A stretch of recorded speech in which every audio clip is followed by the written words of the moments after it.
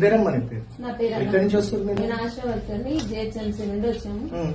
Collector నుండి మాకు order వస్తే మేము వచ్చాం. దేని పర్పస్ కి ఇది?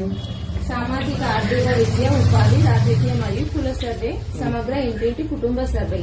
కులం దేనికి వస్తుంది? ఇది మీరు సీఎం రేవంత్ రెడ్డిని అడగాలి. సీఎం రెడ్డి పంపించకుండా మరి మీరు ఎందుకు వచ్చింది? వాళ్ళు మమ్మల్ని డిస్ట్రిబ్యూషన్ మరి సీఎం రేవంత్ రెడ్డిని అడగాలని మీరు ఎట్లా అన్నారు? మరి వాళ్ళు నేను ఒక ప్రశ్న ఇస్తున్నామ్మా, దేనికి ఉపయోగపడుతుంది ఇది?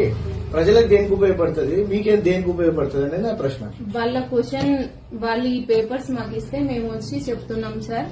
దాంట్లో క్వశ్చన్స్ 3 days తర్వాత వస్తుంది క్వశ్చన్. అంటే మీరు వాళ్ళు చెప్తే వస్తారు, అంతేగాని మీకు ఏం తెలియదు దీని గురించి, అవగాహన లేదు. చెప్తున్నాం కదా, అవగాహన లేని ఇప్పుడు మీకెట్లా చెప్తున్నాం? మేము చెప్పండి, మొత్తం వివరించండి దేని గురించి అని.